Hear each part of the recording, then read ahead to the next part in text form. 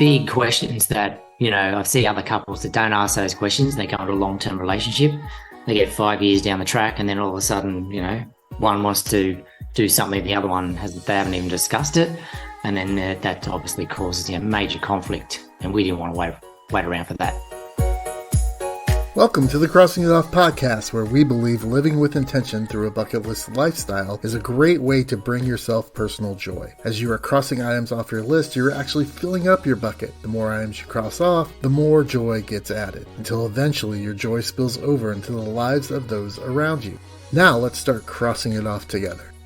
Don't let the title of this episode fool you. Even if you're already out of the dating scene, don't want to be a part of the dating scene, this episode has a lot to offer, especially for people that have large, life-changing bucket list items that they want to cross off. Our bucket list storyteller today did that, decided that it was time for a life change, and not just by adding someone to it, but by looking at himself and saying, who am I? And if I'm going to add somebody to this life, what do I want to be? We're going to learn how he did that as we start crossing it off. I'd like to introduce my bucket list storyteller today. His name is Paul Wrightson, and he describes himself as patient, connected, understanding, and non-judgmental. Paul, welcome to the show. Thank you, Roger. Pleasure to be here. Yeah, so tell our listeners, what did you cross off your list? To find the love of my life.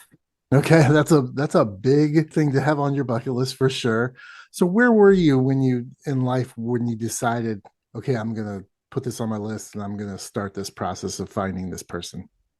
Yeah, look, I was in a previous relationship before this, and it was a relationship where there was, I guess, felt disconnected in the relationship, and I wasn't being sort of my true self and living, to my values. So it's one of those things that I knew there was a better way, but I needed to, I guess, take the next step and knowing what actually I wanted before attracting that person in. And was this something when you said, okay, the next person is going to be the person, like I'm not going to waste my time? What were your family and friends encouraging, curious, doubtful? What was the response when you told people, this is my process I'm going through right now? Supportive, I guess, especially, there were some areas where other people, from the outside looking in could see there was, there's something not quite right there. So, and especially for me personally, I felt like I wasn't, being, I guess, my true self, and had lost that through that sort of process and through trying to make, something work that sort of wasn't quite there.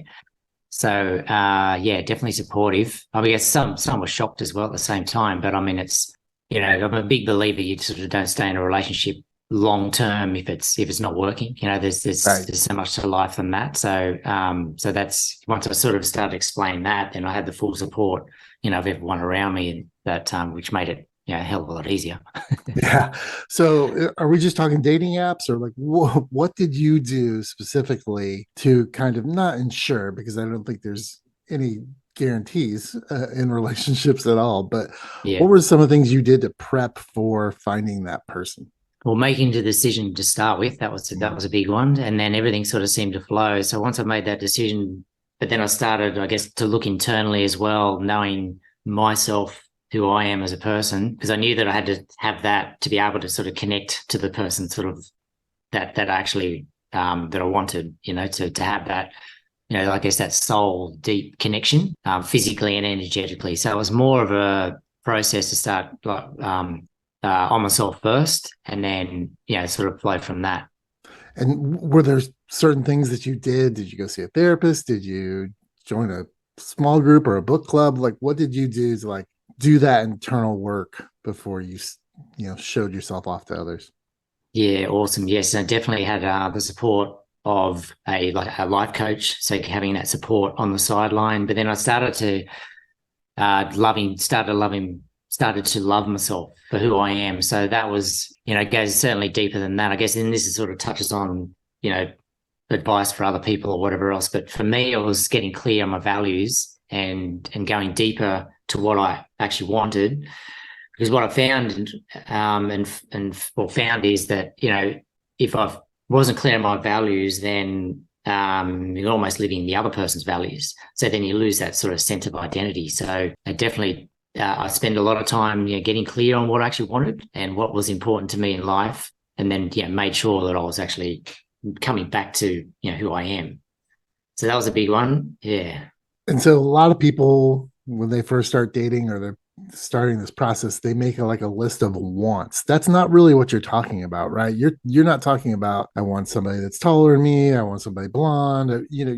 You're talking more about what you want for yourself as a person. Explain what you mean by values. Totally. So, if someone comes into my life that the values aren't quite right, there's going to be a disconnection there, whether it's physical or energetically. So being strong on my values, and, I've got a top 5, I've got top 10, it's just, or even things like, how often, do you want to visit your family, or do you expect a family dinner every Sunday night? Those sort of small but big questions can really, make a relationship struggle, because then there's that sort of expectation on both sides to have the relationship a certain way. So that's part of it, I guess. And then definitely being, knowing what I wanted for myself. And then that led to, attracting that person in. So, I'm a big believer in energy as well. So, if I'm sort of confident, true to myself, I'm going to attract someone who's attracted to that. But I did use a dating app to find that person, but it was more so like definitely getting, becoming true to myself and who I am. So, did you use dating apps before you started, really looking at yourself? And if you did, what was kind of the difference between before you started that process of doing that internal work and searching for that person again back on apps? Yeah, I think there's more, I guess, than just the physical attraction. So, that's a big thing, obviously. And then, once you look beyond that, then you can see a deeper level into someone. So who they are as a person, what they're valuing, whether their values are or energetically connected to me. So sort of takes out the superficial, because the apps can be quite superficial. You see a person, swipe left or right, or whatever, whichever app you use. So it's ensuring that the person that I was attracting goes deeper than just the physical level. So how, using the apps, how did you know that? I've used apps. I'm older, so I'm in my 50s. I used apps when I was in my late 40s. How did you use those values and that discernment in the process of actually getting to know people enough to know they were or were not the true love? Definitely asking good questions. So that's another process I went on as well. And I guess that was when, I was building new relationships as well. So, there's obviously the self-love for myself, going through that process of getting that confidence back again. And then I started to get curious. So, and getting curious, meant asking good questions. So to get curious of what I wanted, I'd ask strong questions to myself to know the other person. And then even in the relationship I'm in now, after finding the soulmate, it's still asking those questions to determine, what the other person's thinking and who they are, or going back to the app is like basically what they value and what's important to them in life. So, because I found in my past relationship, when things become complacent and you don't ask questions, it sort of brings in all the assumptions to, I'm just assuming what the other person's thinking or what the other person believes or whatever. So definitely getting curious and asking good questions to find out. What were some of the good questions you asked this person that you found where you found that similarity in the values? Yeah, that's great. Great question, Rogers. It's funny because we actually brought up, I think, the top 20 questions to ask, the person before you marry them or before you have a long-term relationship. So that helped us. Gosh, I think definitely one of the ones was, how often do you visit your family, or, do you expect the other person to, cook dinner every single night? Do you expect the person to do all the housework? Things like that. But breaking down those normal, I guess, expectations and stereotypes of what a male and female or whatever, same-sex marriage or same-sex relationship, whatever, what each person should be doing in that relationship. So, even things like, favorite color and just fun ones like that. But it was more the lifestyle ones were the big ones, because that really honed in, what the other person wants in their life as well, even down to, do you want kids? How many kids do you want? Things like that. So big questions that, I see other couples that don't ask those questions. They go into a long-term relationship. They get 5 years down the track, and then all of a sudden, one wants to do something the other one they haven't even discussed it. And then that obviously causes, major conflict. And we didn't want to wait around for that. Life's too short. Yeah, for sure. It is too short. So speaking of that, my question to that is, do you bust that list of 20 questions on the first date? Do you start asking them before the first date when you're just texting each other? I mean, is it the third date? When do you decide that that's going to be the route that you're going to take to really solidify that this person is the one?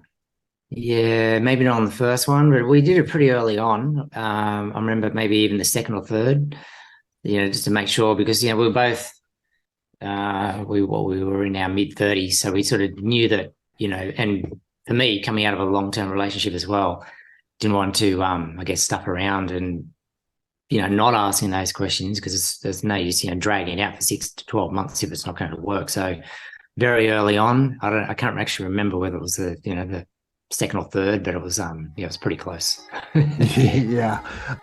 Here at the Crossing It Off podcast, we are passionate about inspiring you in your bucket list lifestyle and empowering you to live out your list. We offer many resources to assist you in your bucket list journey, such as web resources in the show notes, bucket list mentoring services, my book Live Out Your Lists, a private Facebook group for you to share your bucket list success stories with others, and more. All of these can be found at crossingitoffpodcast.com.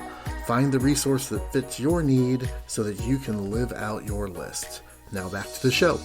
I actually, I've been with my partner for 5 years now, and we met over a dating app, and we were both in our late 40s. And before our first date, I told her I had a 3-date rule.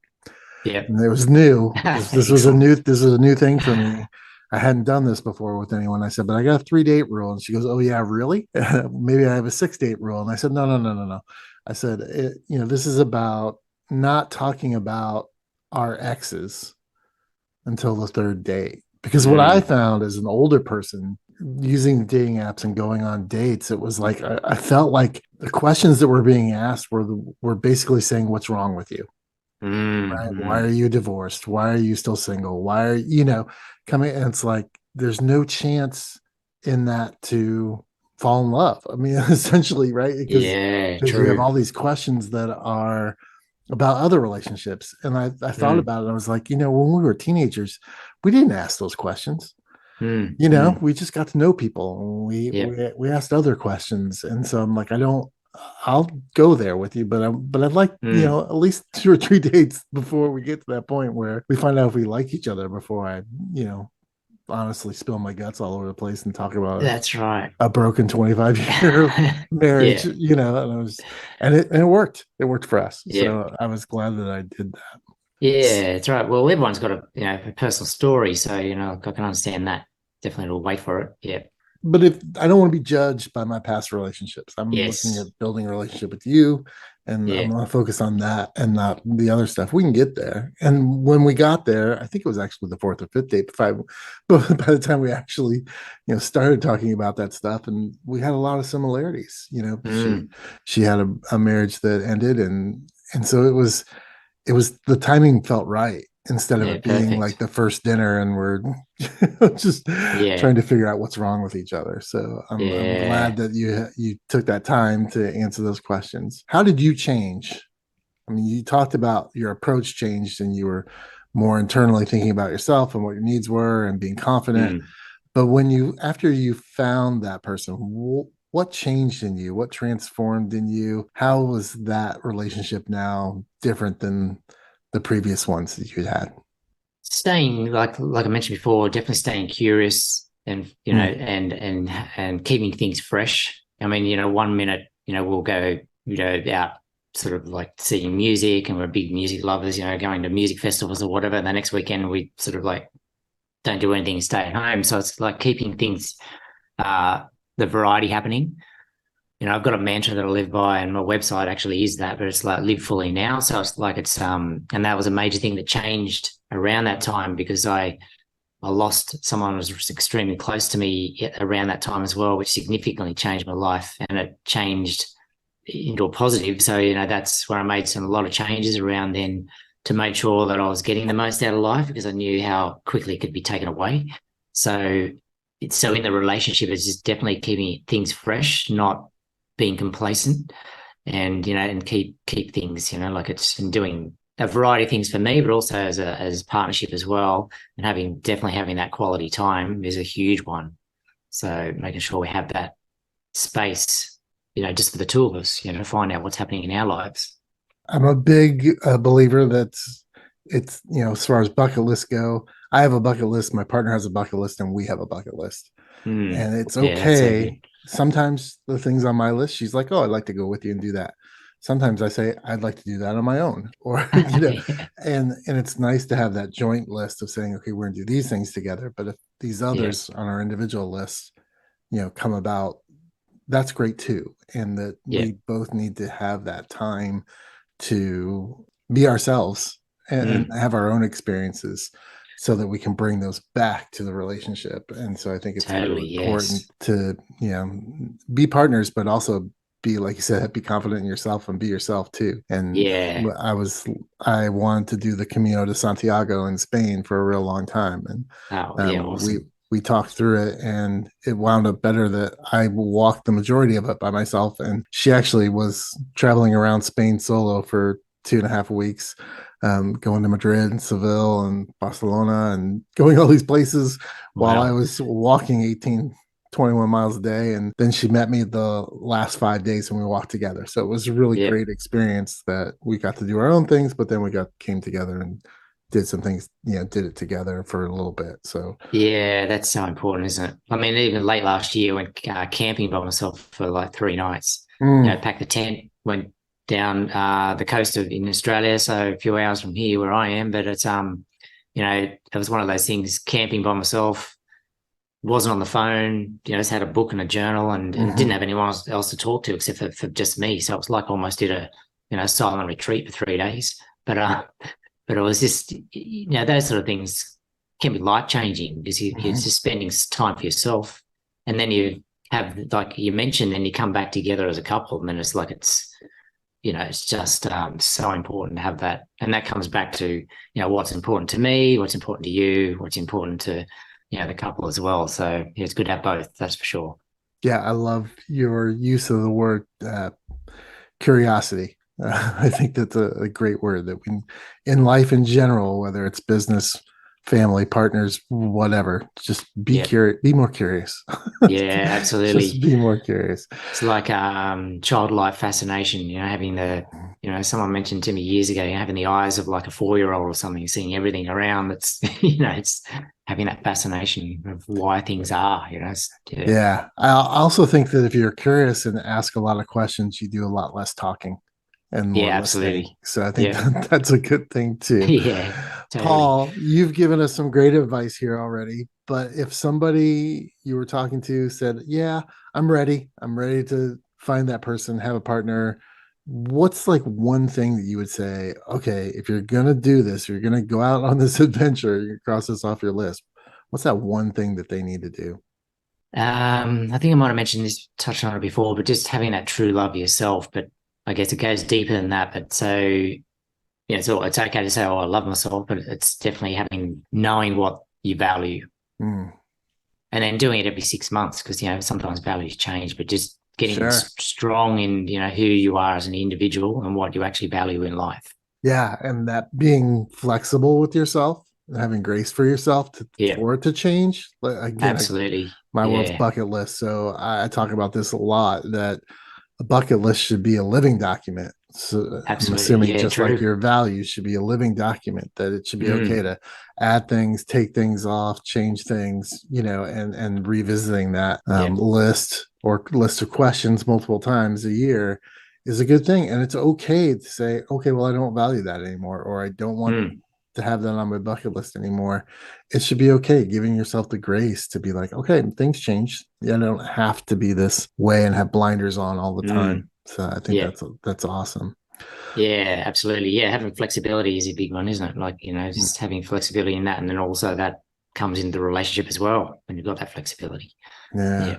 Just so we know, are you married? Are you life partners? Are you Yeah, married. Yeah. you got So married? married 13 years, a couple of Okay. years. Oh, We've been together awesome. about 15. So yeah, married 13 years. So we've got a bit of a joke that, we're still married because there's so many relationships breaking up and divorces and stuff, and especially through the last couple of years. So yeah, it's like we're even Yeah. joking on the weekend, we're still married. Yeah. Yes.